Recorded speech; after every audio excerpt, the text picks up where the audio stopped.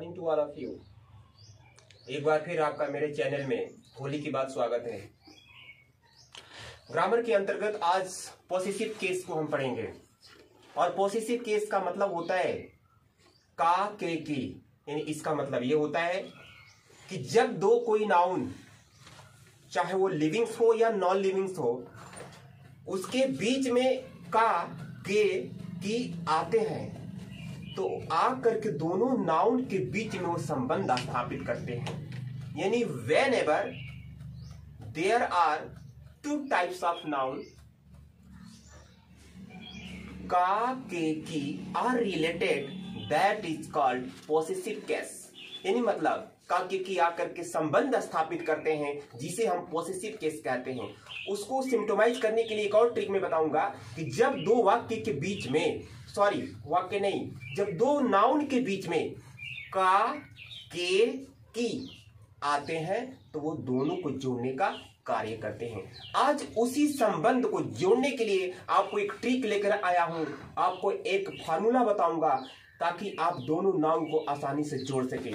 लेकिन अगर आप मेरे वीडियो पर नए हो तो इस वीडियो को लास्ट तक देखें, चैनल को सब्सक्राइब करें, लाइक करें, शेयर करें और बेल आइकन को जरूर दबाएं ताकि हमारी वीडियो से सारी अपडेट्स आपको मिलता जाए।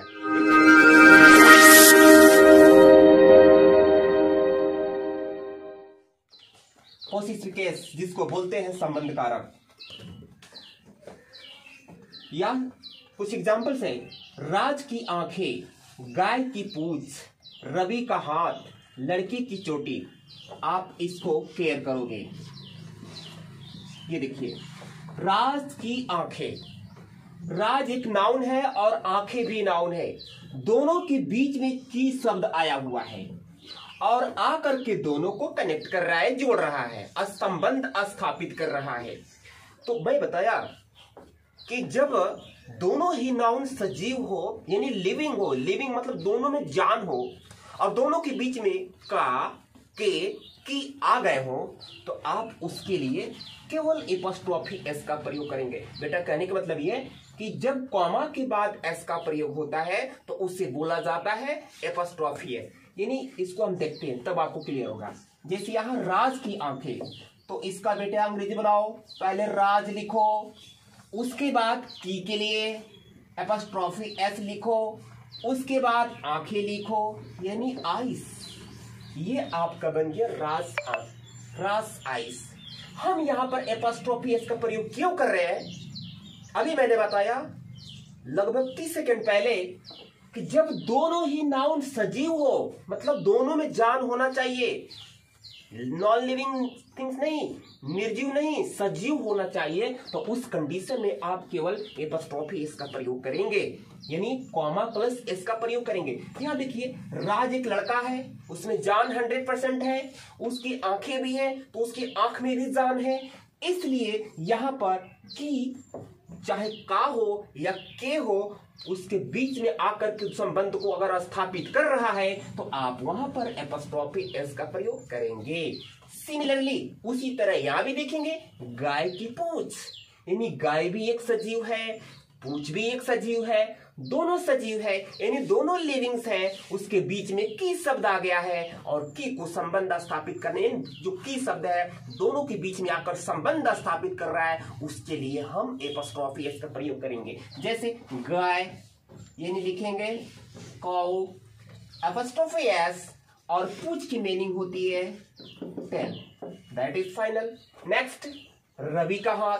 फिर आप देखेंगे बेटा, रवि हाथ दोनों सजीव है, अब बीच में का शब्द आ गया है और आकर के दोनों के बीच में संबंध स्थापित कर रहा है। उसकी भी अंग्रेजी ऐसी बनेगी, पहले रवि लिखेंगे, रवि लिख करके एपॉस्ट्रोफी एस लगाएंगे, उसके बाद हाथ यानी हैंड।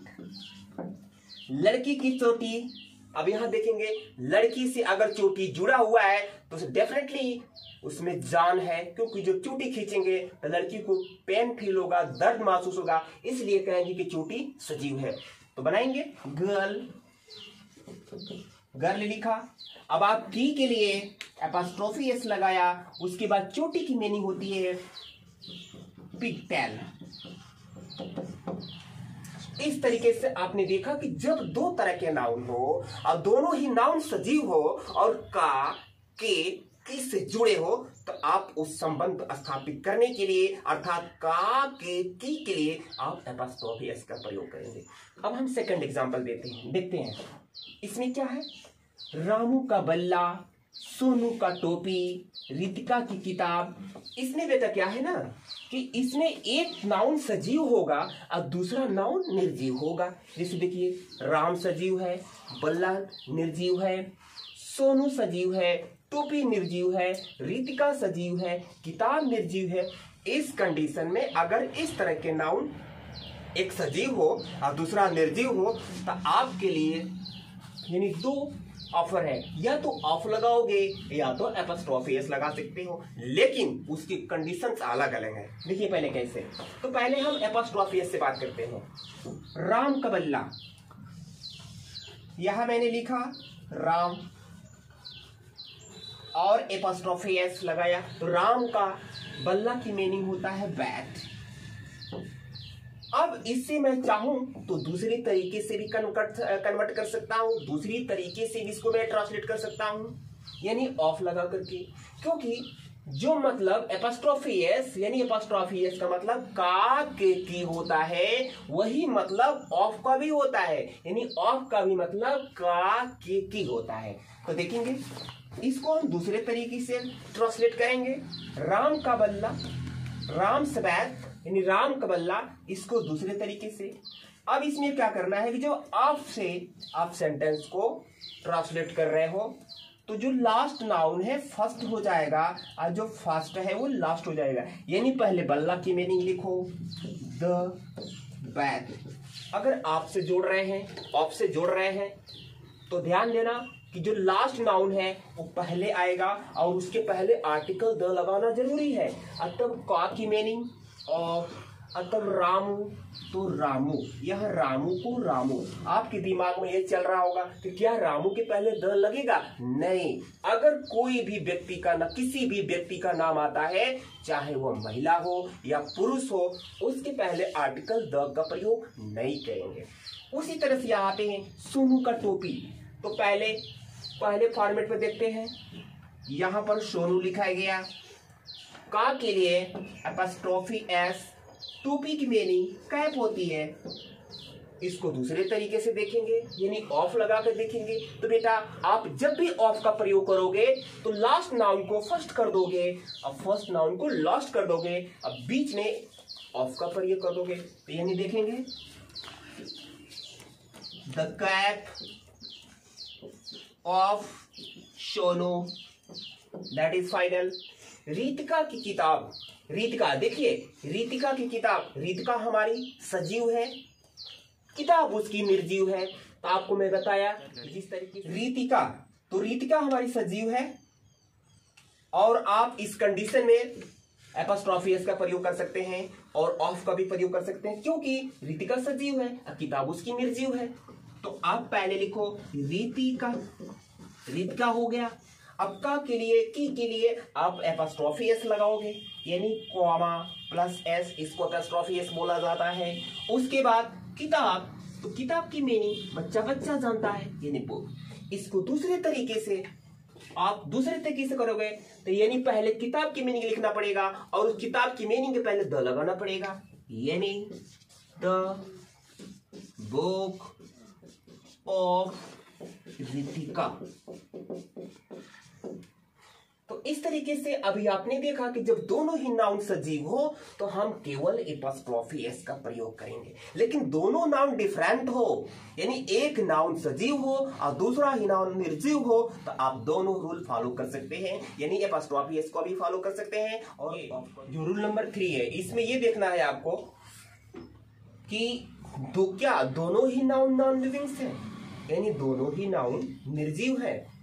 तो अगर दोनों ही नाउन निर्जीव है तो उसमें आप एपॉस्ट्रॉफी एस का प्रयोग नहीं करेंगे, यानी केवल ऑफ का प्रयोग करेंगे। इसे मान लीजिए कि यहाँ पर लिखा है घर और यहाँ लिखा है दरवाजा और दोनों के बीच में का शब्द आया हुआ है, तो घर भी निर्जीव वस्तु है यानी नाउन है और दरवाजा भी निर्जीव है और बीच में का आकर के सेंटेंस को जोड़ रहा है, यानी दोनों नाउन को जोड़ रहा है। तो जब दोनों ही नाउन निर्जीव हो तो आपको मैं फिर रिपीट कर रहा हूं कि एपॉस्ट्रॉफी एस का प्रयोग नहीं करना है, यानी ऑफ का प्रयोग करना है। तो एक चीज और, जब आपका प्रयोग आप करेंगे तो आपको लास्ट नाउन को फर्स्ट लिखना पड़ेगा और फर्स्ट नाउन को लास्ट लिखना पड़ेगा। जैसे मान लीजिए घर का दरवाजा, तो पहले आप बेटा दरवाजा की मीनिंग लिखो और उसके पहले द लगाओ, द डोर, का के लिए ऑफ, घर के लिए फिर यहां पर आर्टिकल द लगाएंगे और उसके बाद home, the door of the home. ये दोनों नाउन के पहले यानी होम के पहले, डोर के पहले, दोनों के पहले द लगा। क्यों लगा?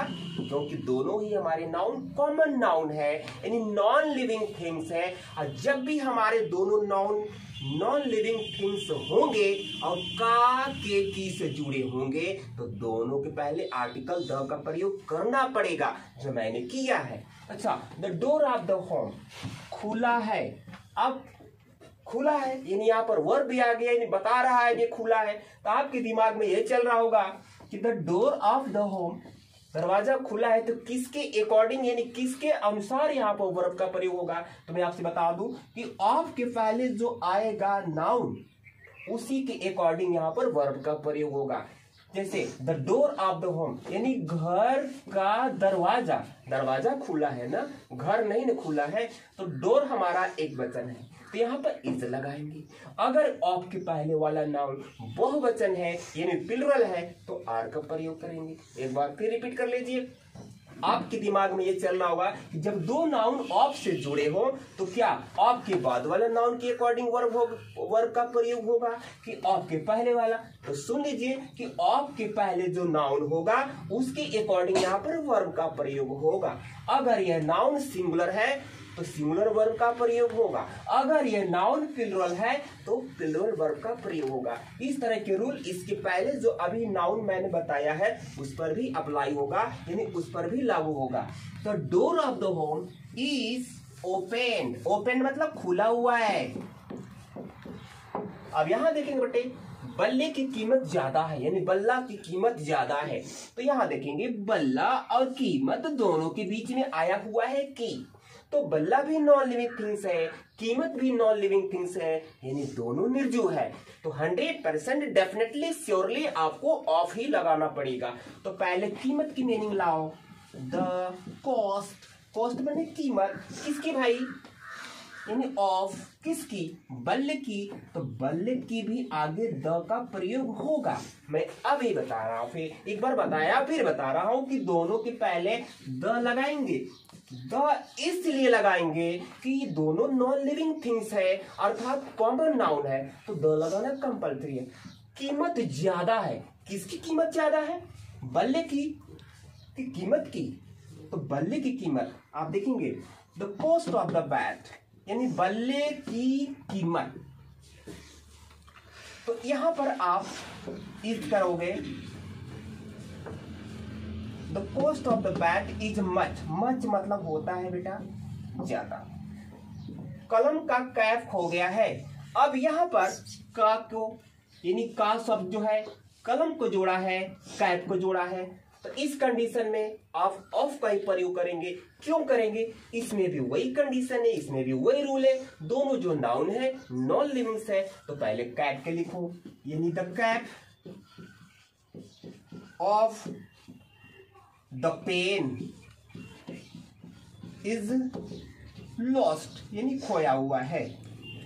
अब यहां देखेंगे लड़कों का छात्रावास। बेटा इस कंडीशन में आपको ये देखना है, यानी इस तरीके से भी समझ लो कि इसमें आपके जो नाउन्स आएंगे वो होंगे प्लुरल, यानी ये नाउन जो होंगे प्लुरल होंगे। इसमें जब नाउन प्लुरल होंगे तो इसमें आप दोनों कंडीशन फॉलो कर सकते हो, या तो एपॉस्ट्रोफी एस भी लगा सकते हो या तो ऑफ का भी प्रयोग करोगे, यानी एपॉस्ट्रोफी एस भी लगा सकते हैं या ऑफ का भी प्रयोग कर सकते हैं। तो पहले हम एपॉस्ट्रोफी एस से आपको दिखाते हैं। लड़कों का छात्रावास। तो बेटा पहले लड़कों की मीनिंग लिखो, यानी बॉयज। मैंने बॉयज लिख दिया।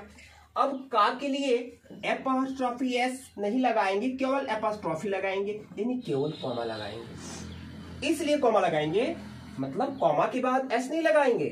क्यों नहीं लगाएंगे? क्योंकि ऑलरेडी एस आ चुका है, बस आपको कॉमा लगाना रहेगा। यानी बॉयज क्या? छात्रावास। तो छात्रावास की मीनिंग होती है हॉस्टल, बॉयज हॉस्टल।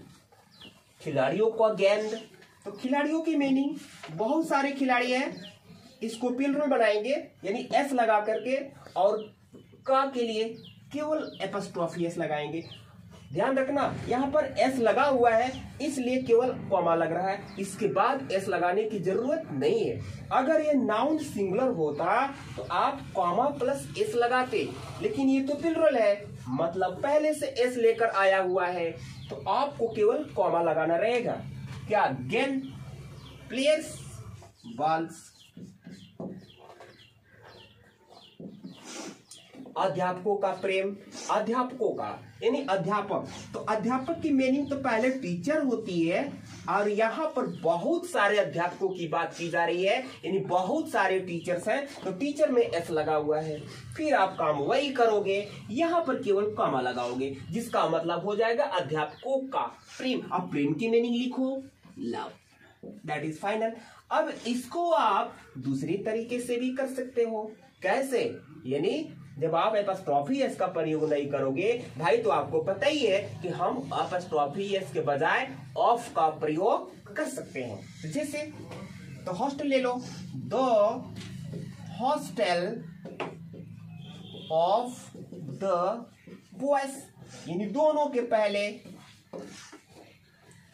पहले द का प्रयोग होगा। अब यहां पर प्लेयर्स, बॉल्स, तो इस पर कर लीजिए पहले, the balls of the players. अब यहां पर टीचर्स लव, तो the love of the teachers.